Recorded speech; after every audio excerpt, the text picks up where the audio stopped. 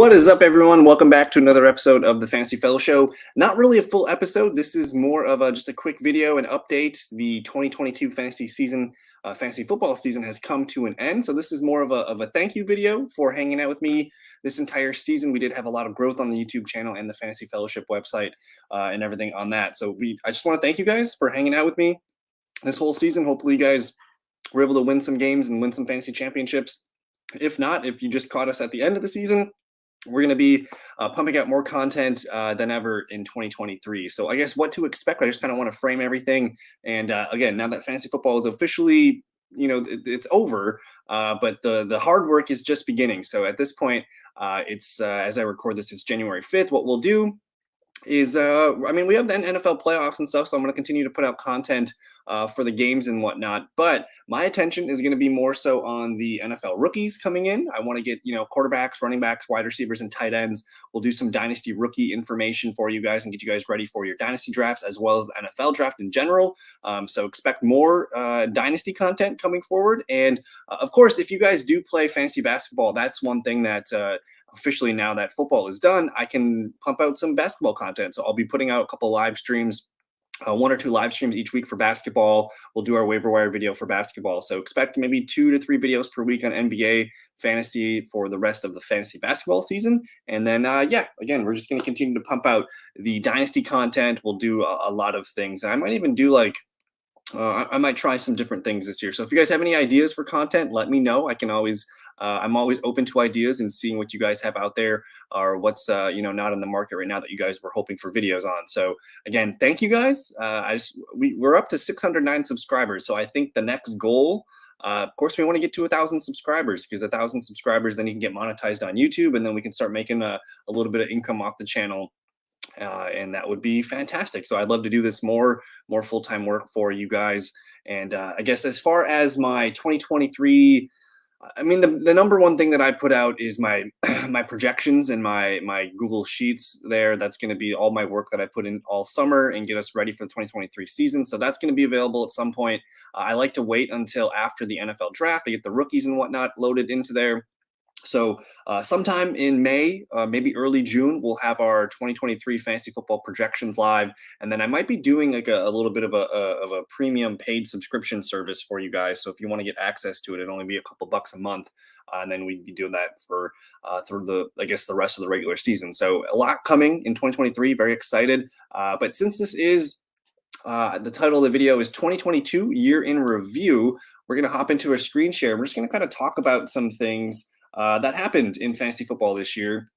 And what's going to happen too is I think next week, again, now that there's no football fantasy content for me, I'm going to have a lot more time on my hands. So I kind of want to do like a top 10 video of things that I got wrong with my projections and top 10 things that went well with my projections. So we're looking here at the quarterback rankings from the season here. And it looks like Patrick Mahomes was the clear number one. He ended up averaging 25 points per game on the year. Jalen Hurts was up to 26.4. So essentially, the top 2 quarterbacks were Mahomes and Jalen Hurts. Josh Allen did get his averages are skewed because of what happened on Monday Night Football. And I just want to take a second to say, Damar Hamlin, we got finally some positive news here on him being alert and awake. Still not able to speak, but he's at least able to function. And it looks like what could have been something very seriously bad. Looks like there's a little bit of glimmer of hope there. So thoughts and prayers with Hamlin and the Bills and anybody else going through a tough time with this. But Josh Allen, I think it's safe to say the top 3 quarterbacks all year were Mahomes, Josh Allen, and Jalen Hurts. After that, we do have Joe Burrow at number 4. So I think I can't remember. We'll pull it up in the things I got right and wrong, but I'm pretty sure Mahomes, Allen, Hurts were all in my top 3 or 4. Joe Burrow was probably just inside there as well. Justin Fields, nobody saw him being a top 5 quarterback. And for most, the good month or 2 into the season, he wasn't really doing well, but then he just kind of turned it on. So it'll be interesting to see where he ends up in fantasy drafts next year. But no one saw Geno Smith coming. Some people were high on Daniel Jones, but not as QB7. So he had a career year. Trevor Lawrence, I had him ranked very highly. He was on a lot of my best ball teams. So good to see him there. Kirk Cousins, of course, he's been a top 10, top 12 quarterback for the last few seasons. So you like to see that. And then Jared Goff and the Lions offense, man, there's some optimism around there. We'll see if they draft a QB. But then Tom Brady, not as good of a season. We kind of saw that coming, so I kind of had that one correct. And then Justin Herbert, the cracked rib at the beginning of the year. Keenan Allen and Mike Williams in and out of the lineup. Justin Herbert not throwing as many touchdowns. I think his touchdown percentage was the lowest he's ever had in his 3 seasons, and they just ran so many touchdowns in with Austin Eckler. So Herbert probably a bounce back candidate next year. Lamar Jackson, of course, hurt. Aaron Rodgers about QB 15. So, of course, the big miss here was Russell Wilson. Kyler Murray got hurt. But the majority of times that when I was drafting, I mean, I was telling you guys to take Mahomes, Allen, and Hurts. There was, the sleepers out there like a Russell Wilson, a Derek Carr, a Tua. But overall, the state of the quarterbacks seemed to be kind of what we thought it was coming in. And then looking at the running backs, like Austin Eckler, man, the clear number one fantasy running back. He beat Christian McCaffrey by a good 1.5 points per game. He ended up scoring, looks like 24 fantasy points more than CMC did. So Eckler, again, we talked about the touchdowns going all the way from Herbert to Eckler. Next year, we're probably going to have to project Eckler to come down in touchdowns. But McCaffrey, Eckler, those guys were top 3, top 4 running backs.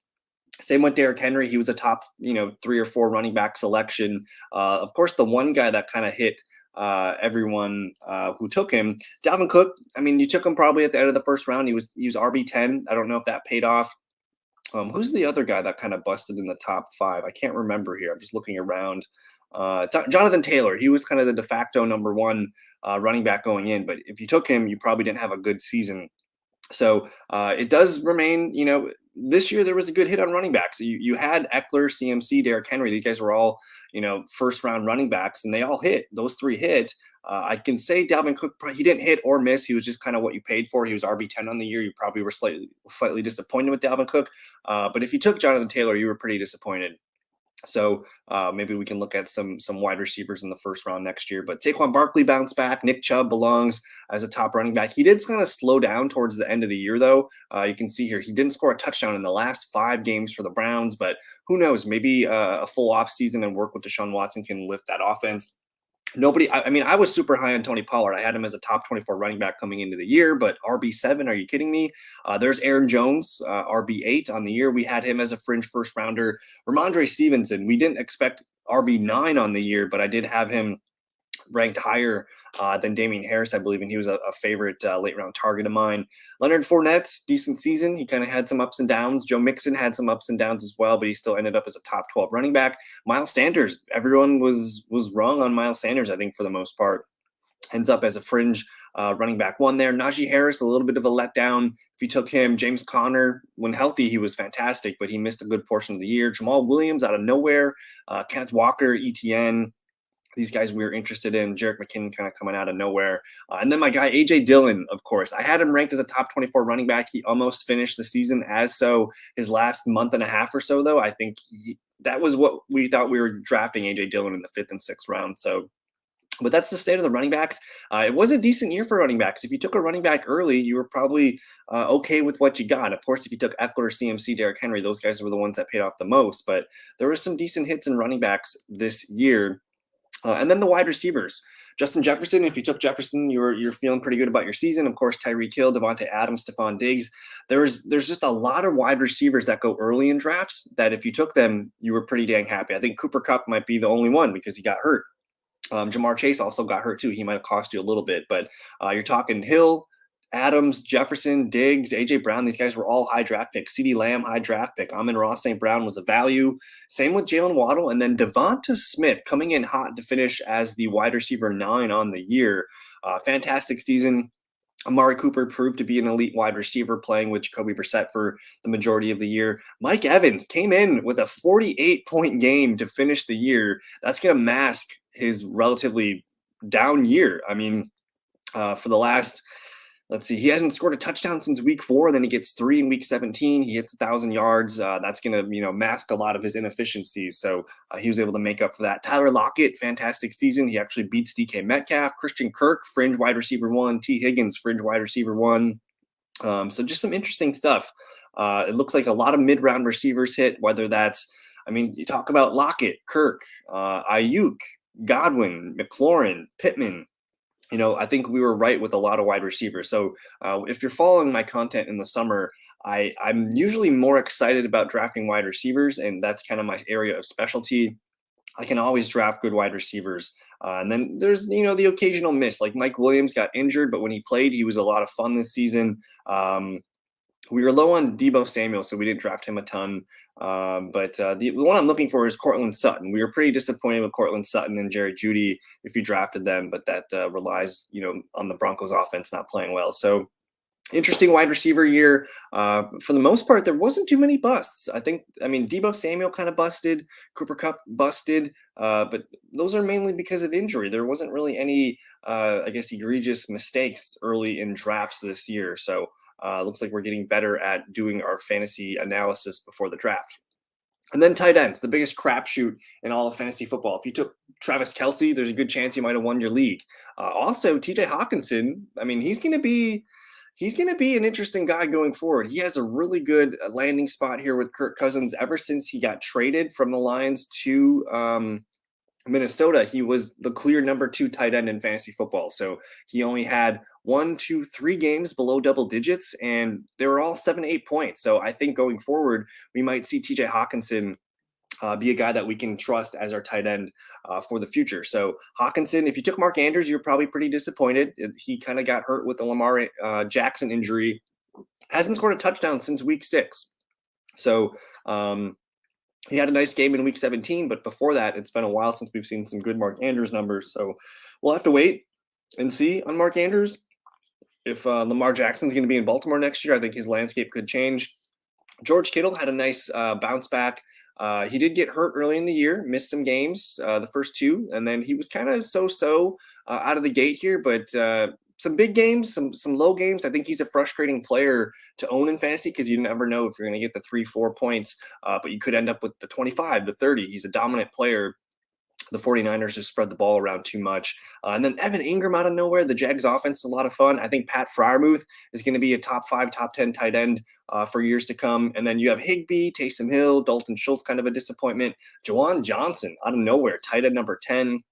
Dallas Goedert, actually, outside of like Kelce, Hawkinson, and Andrews, like Goddard might be the guy that we want to draft next year because he's paired with Jalen Hurts. It's a really good position to be in. He was very productive at the beginning of the year.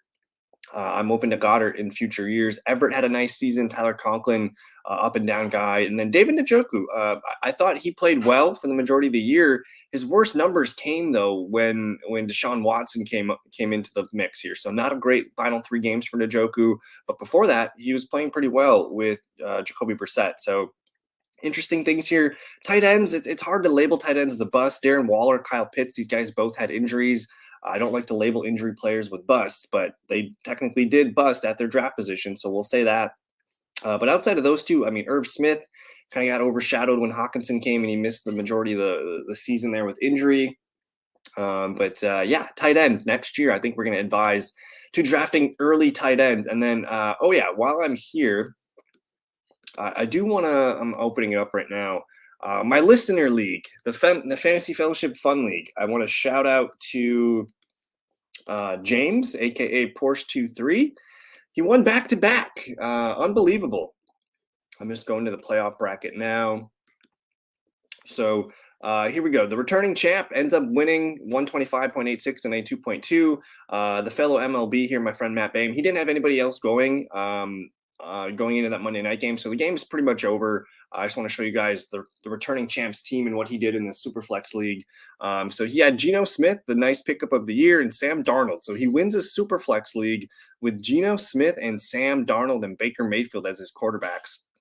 CMC, Mixon, Higgins, Pittman, even Darren Waller. He had some busts, but he still managed to make a run here. Tyler Lockett, great selection. Tyler Algier, a great start here in the final championship round. Had Tony Pollard all year. Taysom Hill, so he was kind of playing around at tight end and quarterback, and he somehow wins with a team that doesn't really pass the eye test. But congratulations to James, aka Porsche23, back-to-back Superflex Fantasy Fellowship champion. And then I'll close with this. If you guys want to play in my listener league next year, just comment the video, let me know. I can potentially send you guys the link to join. It is a pretty competitive league. I do have a couple more spots that I can get in there.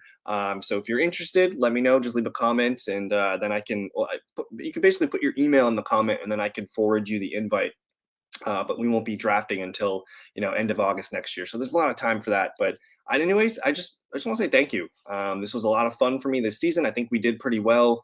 It seems like every year my projections get better and better and better, and I get a better view of the landscape for fantasy football. So thank you guys so much for hanging out with me and enjoying the Fantasy Fellowship. And yeah, enjoy the Week 18 games. Again, prayers for Damar Hamlin. It seems like everything is starting to look a little bit more positive than it did in the last day or two. And yeah, we'll see you guys in a future video. Peace.